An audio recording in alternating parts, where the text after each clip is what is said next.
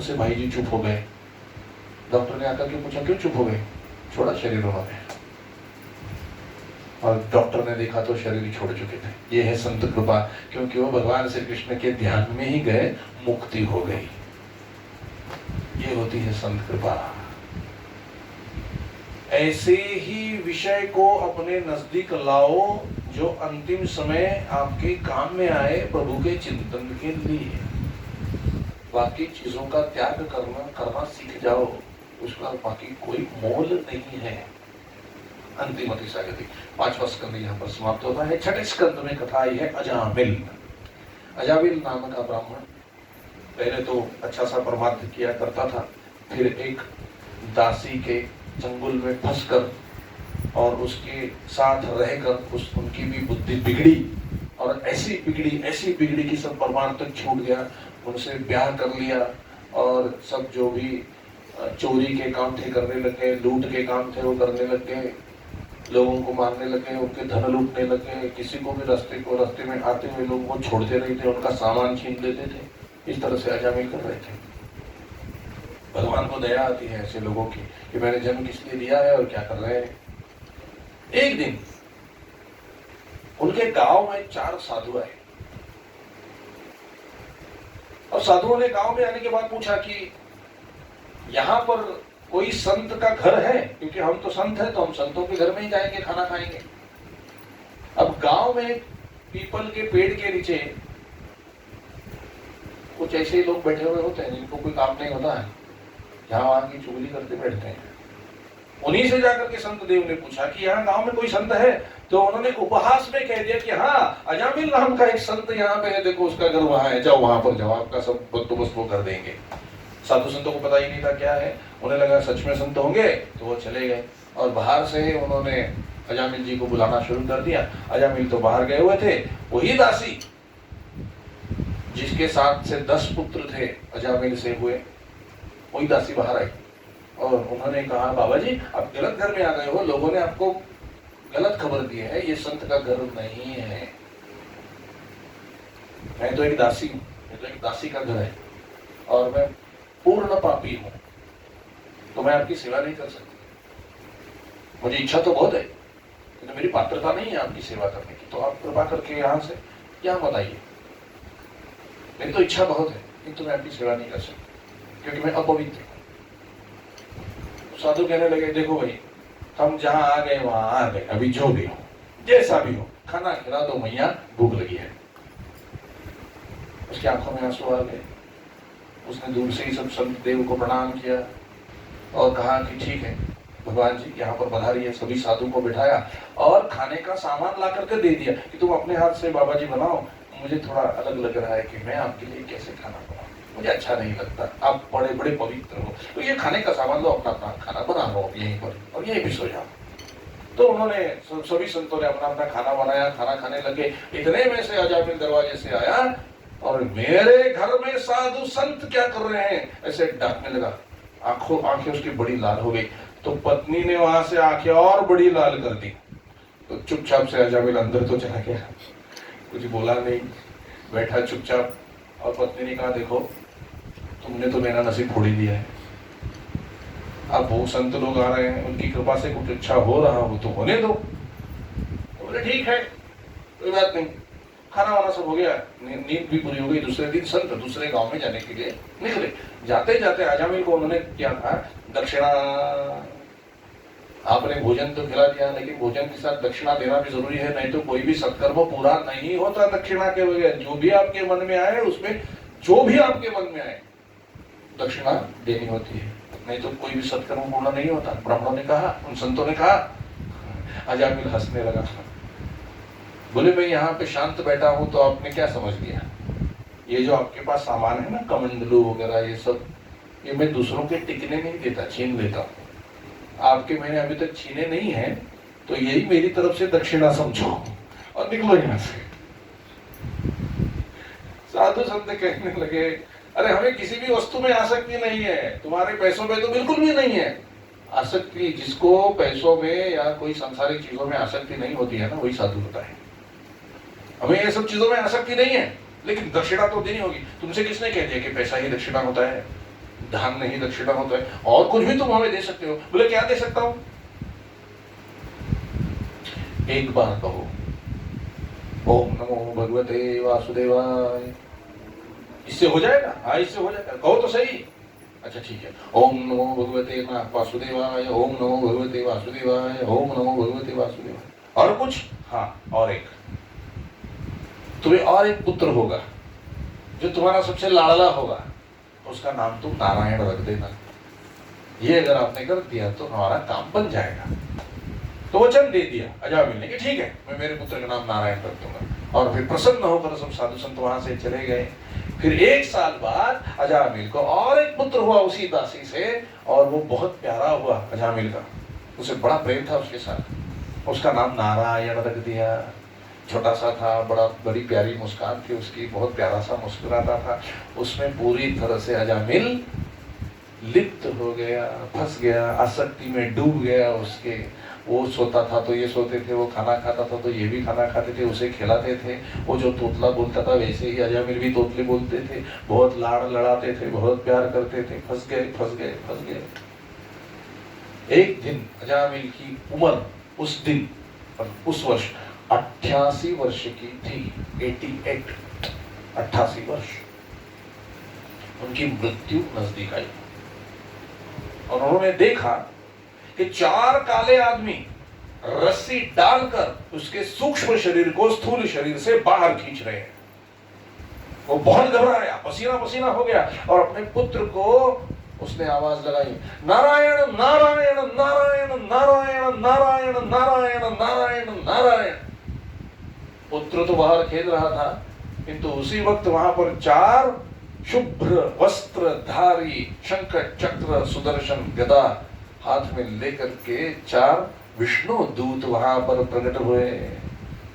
यमदूतों ने देखा, आप कौन हो?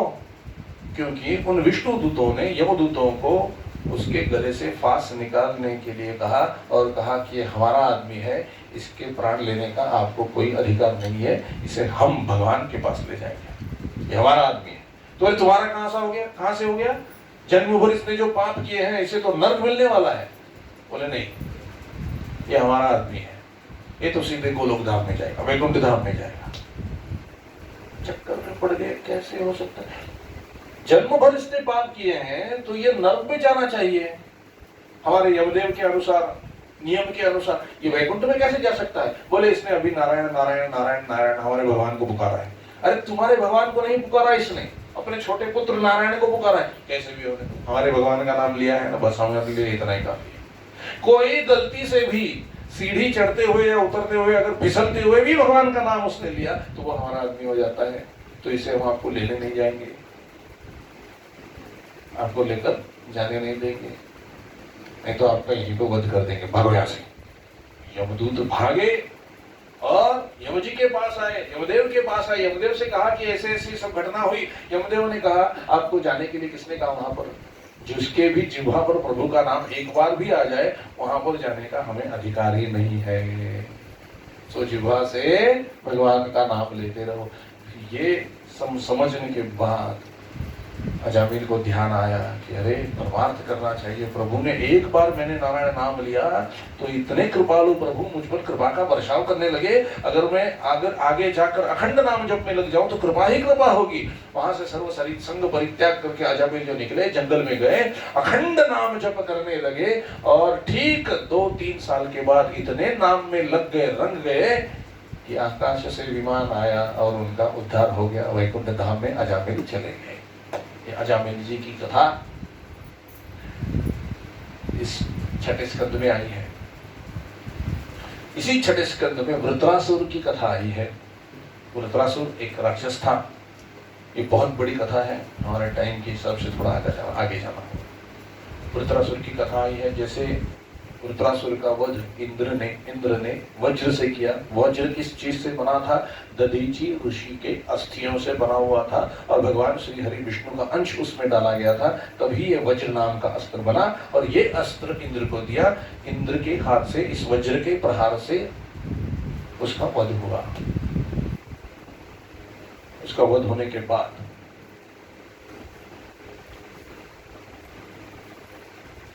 नारद जी और उनके पिता, उस राक्षस के पिता त्वष्टा, दोनों ब्रह्मदेव के पास गए और उन्होंने पूछा कि ये राक्षस था, इसका वध हुआ। वध होने के जैसे ही उसका वध होने वाला था, वध होने से कुछ क्षण पहले ये भगवान नारायण का नाम ले रहा था। तो ये राक्षस था या भगवान का भक्त था? तो ब्रह्मदेव ने कहानी सुनाई कि वो वास्तव में भगवत भक्त ही था, किंतु कुछ गलत संगत में पड़ने की वजह से, संतों का अपमान करने की वजह से, भगवान महादेव का अपराध करने की वजह से पार्वती माता ने उन्हें शाप दिया था। इस वजह से वो राक्षस हुए थे और उन्हें ये भी वर दिया था कि जैसे ही आप अंतिम क्षण में पहुंचोगे अपने जीवन के, आपको प्रभु के दर्शन होंगे और आप मुक्त हो जाओगे। इस वजह से वो मुक्त हुए। ये जवाब उनको ब्रह्मदेव ने दिया। यहाँ पर छठा स्कंद समाप्त होता है। अब हम 7वें स्कंद में आते हैं। 7वें स्कंद में कथा है भक्त प्रहलाद की। भक्त प्रहलाद की कथा आप जानते हो, फिर भी थोड़ी बहुत कथा कहूंगा। हिरण्याक्ष का वध हो गया था, तो उनके जो भाई थे हिरण्यकश्यप, उनको बड़ा क्रोध आया कि जिसने मेरे भाई का वध किया है, मैं भी उसका वध करूंगा, किंतु वो तो भगवान है, तो उसके मुझे तपस्या करनी होगी। हिरण्यकश्यप ने बहुत घोर तपस्या की और उसकी तपस्या से प्रभावित होकर ब्रह्मदेव प्रकट हुए और ब्रह्मदेव ने कहा कि हे हिरण्यकश्यप, आपने बहुत घोर तप किया है, इस तप के बदले में आप जो भी चाहो वरदान मांग सकते हो।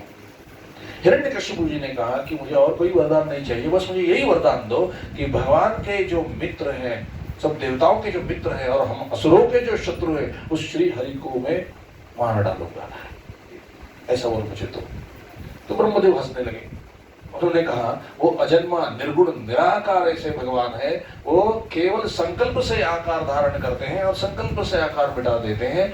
उन्हें न कोई मार सकता है, ना ही उनका जन्म होता है, ना ही वो मरते हैं, वो सिर्फ हैं। तो आप ये वरदान मैं आपको नहीं दे सकता, और कुछ चाहिए तो मांग लो। तो उन्होंने कहा ठीक है, फिर मुझे अमरता का वरदान दे दो, मैं अमर होना चाहता हूँ। ब्रह्मदेव फिर से हंसने लगे कि अमर तो हम भी नहीं है, मैं और महादेव भी अमर नहीं हूं, हमारा भी आयु काल जो है वो पहले से निर्धारित है, तो हम ही अमर नहीं है, तो अमरता का वरदान तुमको कैसे दे दो, और कुछ चाहिए तो मांग लो। हिरण्यकश्यप ने सोचा ये सीधे हाथ से काम होने वाला नहीं है, उल्टे हाथ से काम करना पड़ेगा। तो हिरण्यकश्यप ने कहा कि ठीक है, तो मुझे ऐसा वरदान दीजिए कि मेरी मृत्यु, आपने जो सृष्टि बनाई है उसमें से किसी के हाथ से भी मेरी मृत्यु ना हो, और जो भी हो आपकी सृष्टि के अंदर का ना हो।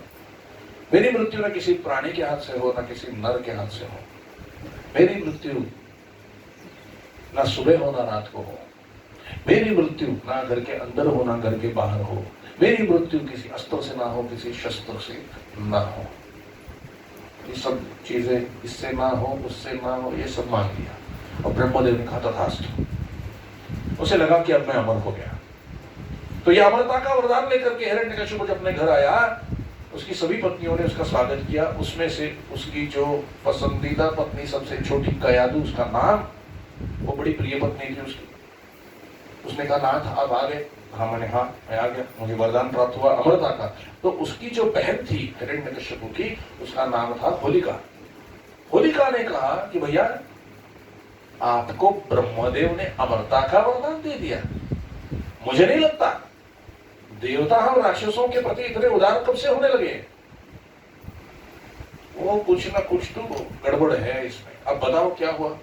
फिर पूरी घटना जैसे हिरण्यकश्यप जी ने कह सुनाई, तब होलिका हंसने लगी। देवताओं ने तुम्हें फंसा लिया भैया, ये अमरता का वरदान है ही नहीं।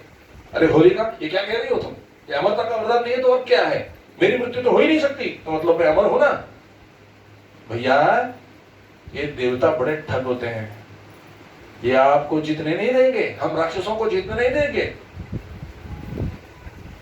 आपको भगवान शंकर की उपासना करनी चाहिए, देवादिदेव महादेव की उपासना करनी चाहिए। वो ही अकेले ऐसे हैं, एक ऐसे देव हैं जो निःपक्षपाती है, वो किसी का पक्षपात नहीं करते, जो साधना करते हैं उसको वरदान देते हैं। अमरता का वरदान देने में महादेव सक्षम है, जाकर महादेव जी की उपासना करो। मुझे ठीक लगा कि हाँ ये ठीक कह रही है। देवताओं ने तो मुझे फंसा दिया, अब मैं महादेव की ही उपासना करूंगा, तब करूंगा महादेव की प्रसन्नता के लिए। और महादेव बड़ी जल्दी प्रसन्न भी हो जाते हैं, क्योंकि होलिका ने कहा मैंने भी महादेव जी की तब महादेव जी के लिए तपस्या की थी, और उन्होंने मुझे एक ऐसी चादर दी है जो चादर अगर मैं पहने रखूं तो कोई भी अग्नि मुझे जला नहीं सकती। ये वरदान मुझे प्राप्त है। ये वरदान केवल ऐसे वरदान महादेव ही दे सकते हैं, देवता लोग देते नहीं है। उनके हाथ में होते हैं ये वरदान, किंतु वो देते नहीं है। तो आप महादेव जी की उपासना करो। उसे सुनकर भोलेनाथ की उपासना करने के लिए हिरण्यकश्यप घर से बाहर निकले, और सबसे बड़ा ज्यादा डर किसी को लगा होगा तो इंद्र को लगा, क्योंकि महादेव तो जल्दी प्रसन्न हो जाते हैं। अगर उन्होंने वरदान दे दिया अमरता का तो मेरा सिंहासन चला जाएगा, ये पूरी सृष्टि में अनंत हो जाएगा। तो क्या करें, बहुत से उपाय उन्होंने ढूंढने की कोशिश की कि हम महादेव को तो नहीं समझा सकते, इसकी तपस्या को हम भंग जरूर कर सकते हैं। तो जितने भी तरीके हैं तपस्या भंग करने के वो सब करके देख लिए, किंतु तपस्या से जरा भी नहीं डिगा, जरा भी नहीं हिला, तपस्या करते रहा हिरण्यकश्यप बड़ी कठोरता से। तो इंद्र ने सोचा अब इसकी कमजोरी को ढूंढा जाए। इसकी कमजोरी कौन है? इसकी कमजोरी है इसकी लाडली पत्नी, उसी का हरण कर लिया जाए। हिरण्यकश्यप का ही रूप धारण करके इंद्र ने हिरण्यकश्यप के घर में पहुंचा, विमान लेकर के गया। कयाधु भाग कर आई, नाथ आप इतनी जल्दी आ गए, तपस्या के लिए गए हुए थे ना। उस वक्त कयाधु गर्भवती थी।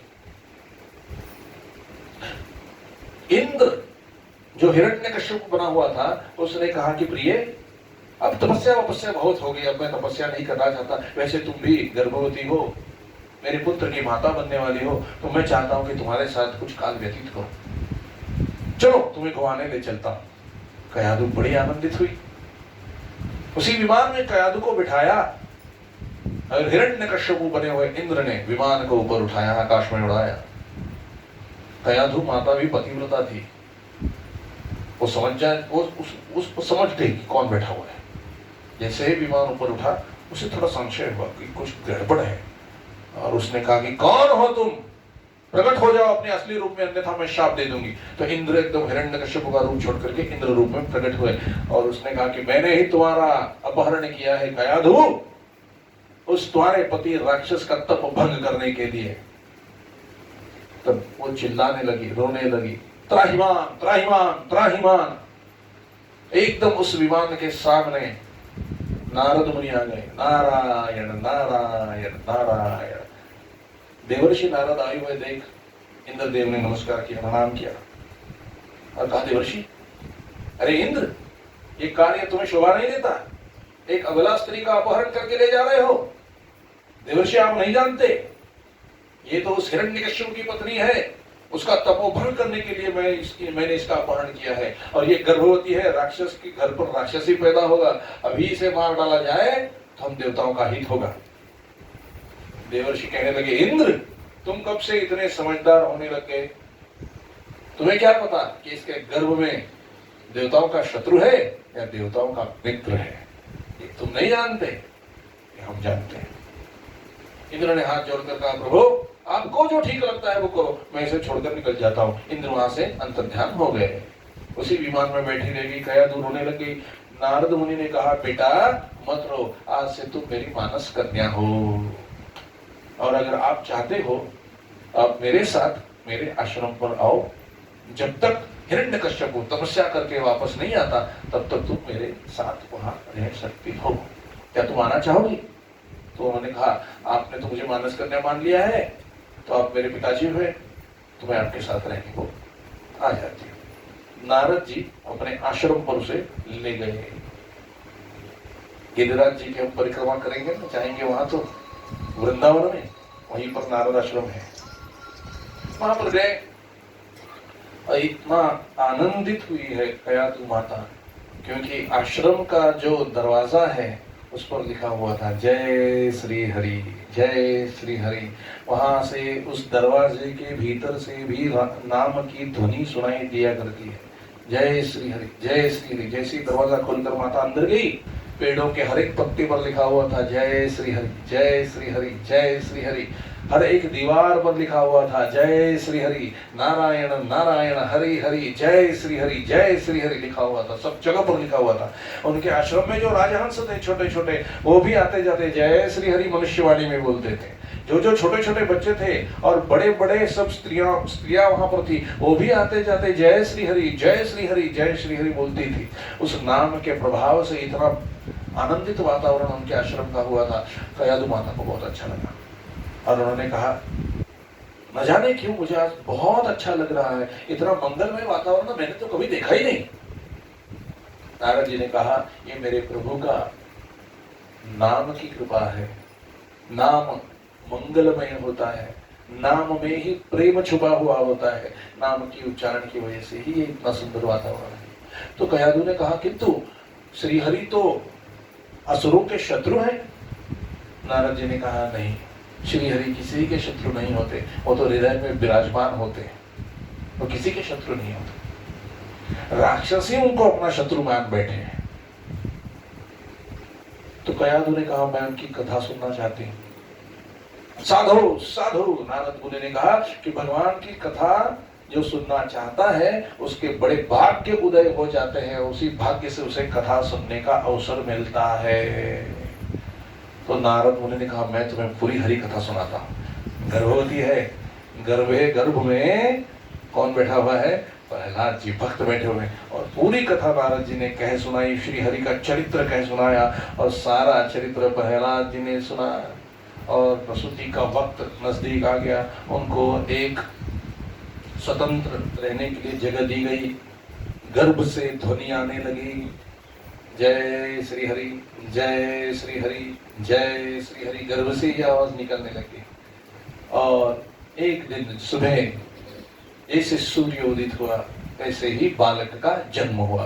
जैसे ही बालक का जन्म हुआ सब दौड़े और नारद जी को बुलाने के लिए गए कि नारद जी कयादू के पुत्र हुआ, कयादू के पुत्र हुआ।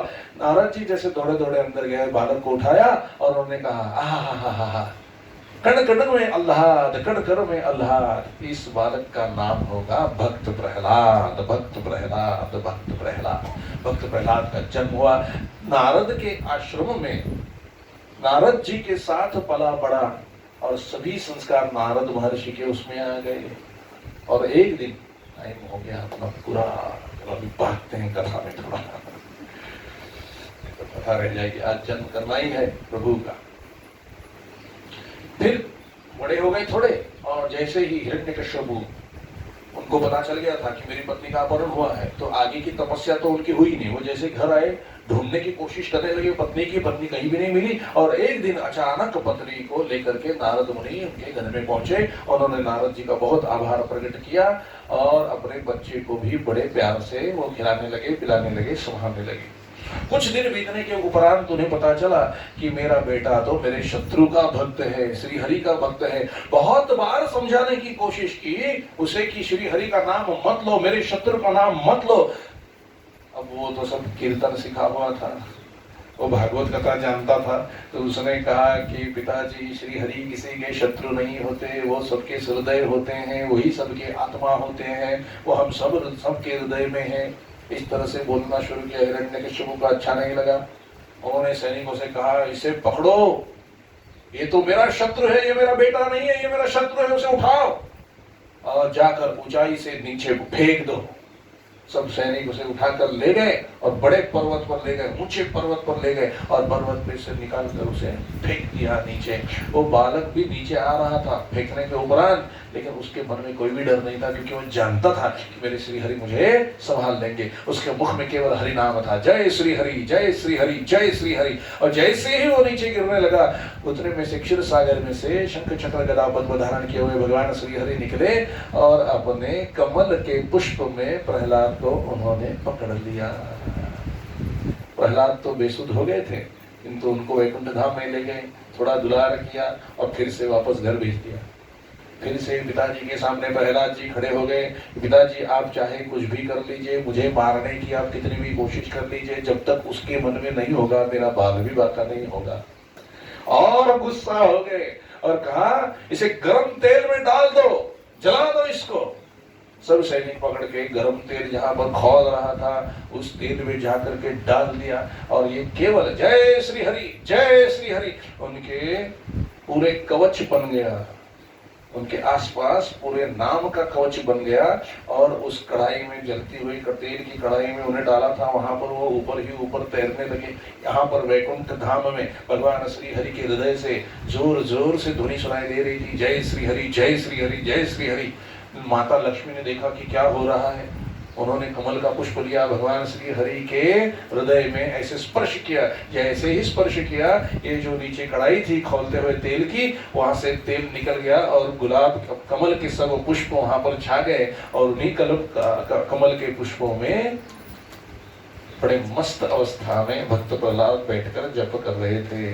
ये सब होने के बाद वहां पर जो कुछ कैदी हुए थे, बैठे हुए थे कैदी थे, वो सब बड़े प्रसन्न हो गए। उन्होंने भी कहा भक्त प्रहलाद की, सबने जय जयकार करना शुरू किया। भक्त प्रहलाद ने कहा कि मेरा जय जयकार ना करो, ये तो भगवान श्री हरि की कृपा है, जय श्री हरि कहो, जय श्री हरि। सबको उन्होंने नाम का प्रेम लगा दिया। अब सब जो डर के मारे भगवान का नाम नहीं लेते थे, सब भगवान का नाम लेने लग गए और गुस्सा हो गए। फिर हिरण्यकश्यप ने उनको दूध में जहर मिलाकर पिला दिया।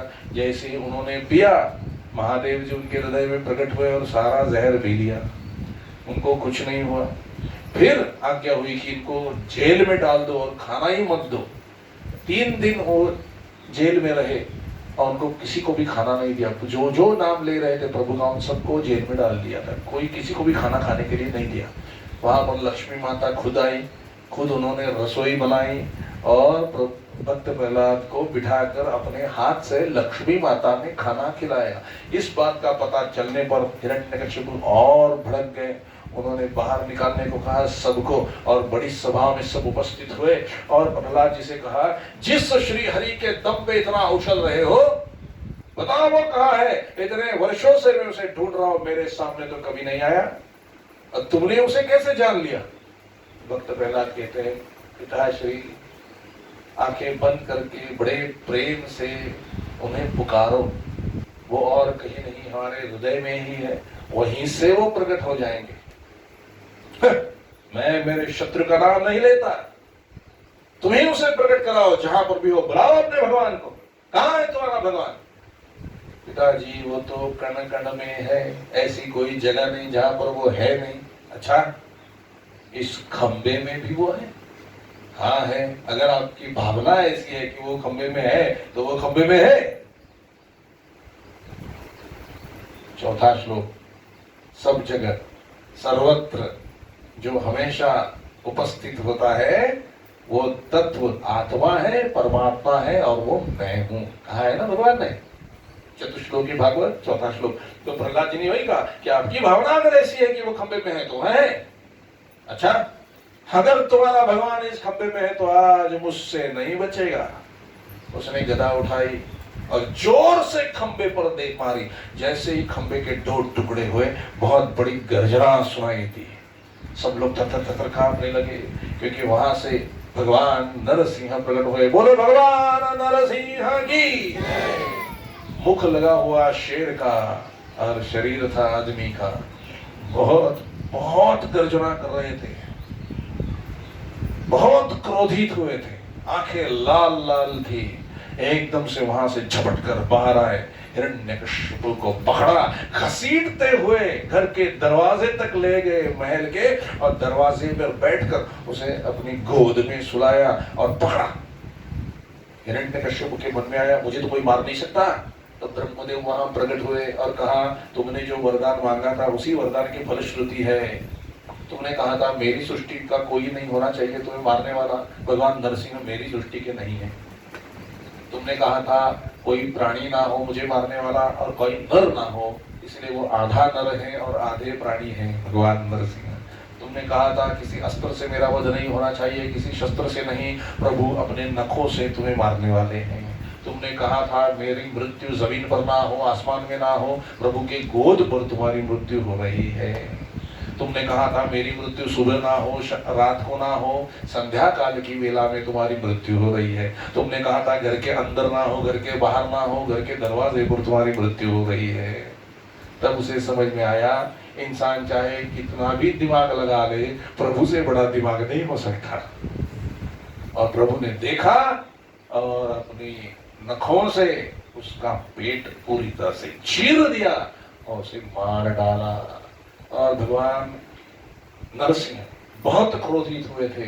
तब जाके प्रहलाद जी ने उनके चरणों में अपना मस्तक झुकाया, तब भगवान शांत हो गए और उन्होंने प्रार्थना की, हे प्रभु, आपने मेरे लिए अवतार धारण किया है, ये सब लोग आपके इस रूप से डर रहे हैं, जो आपका स्मित हास्य वाला जो शाश्वत रूप है उसके दर्शन कराओ। एकदम प्रभु ऊंचे हो गए और नील वर्ण, श्याम वर्ण, शंख चक्र गदा पद्म धारण किए हुए, स्मित हास्य किए हुए भगवान श्री हरि वहां पर प्रकट हो गए। बोलो भगवान नारायण की। यहाँ पर नरसिंह अवतार पूरा होता है। प्रहलाद को उन्होंने राज्य दे दिया। 7वां स्कंद समाप्त। 8वें स्कंद में कथा आती है समुद्र मंथन की। वहां समुद्र मंथन कर देवता और असुर दोनों ने मिलकर समुद्र मंथन किया। वहां से बहुत सी चीजें निकली। उसमें से जो कौस्तुभ मणि निकला वो भगवान श्रीमन नारायण ने ले लिया। उच्चश्रवा नाम का जो घोड़ा निकला वो बलि राजा ने ले लिया। ऐसे करते करते उसमें से हलाहल विष निकला। हलाहल विष भगवान शिव पी गए।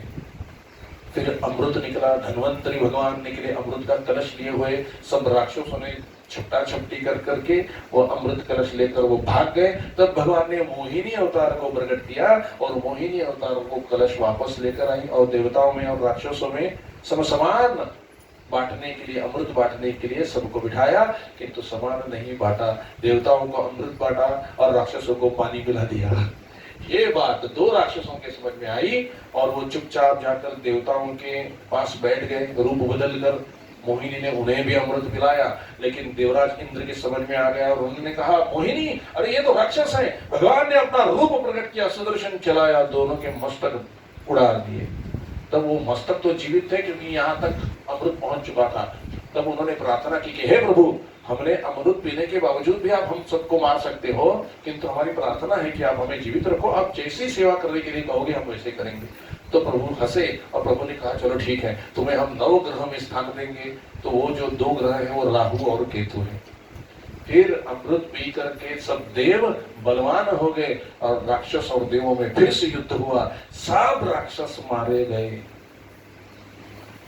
भगवान सब देव लोग जीत गए। इंद्र को फिर से राज्य सिंहासन प्राप्त हुआ। उसके बाद शुक्राचार्य को बड़ी दया आई। शुक्राचार्य ने सब राक्षसों को फिर से जीवित किया और कहा कि अब युद्ध से कुछ नहीं होगा, शत्रु बड़ा बलवान है, अब तो यज्ञ करना होगा। 100 यज्ञ की दीक्षा लो, तब जाके तुम इंद्र हो पाओगे। स्वयं भगवान ही तुम्हें आकर के इंद्र पद बहाल कर देंगे। यज्ञ का नियम ही यही है कि जो 100 यज्ञ पूरा कर लेगा वो इंद्र हो जाएगा। तो उन्होंने 100 यज्ञ की दीक्षा ली। जैसे उन्होंने 100 यज्ञ की दीक्षा ली, राजा बलि ने डर गए, इंद्र क्या होगा। ब्रह्मदेव ने कहा, चिंता मत करो, भगवान श्री हरि संभाल लेंगे। 50 यज्ञ हुए, 60 यज्ञ हुए, 70 यज्ञ हुए, 80 यज्ञ हुए, 90 यज्ञ हुए, 95 हुए, 96 हुए।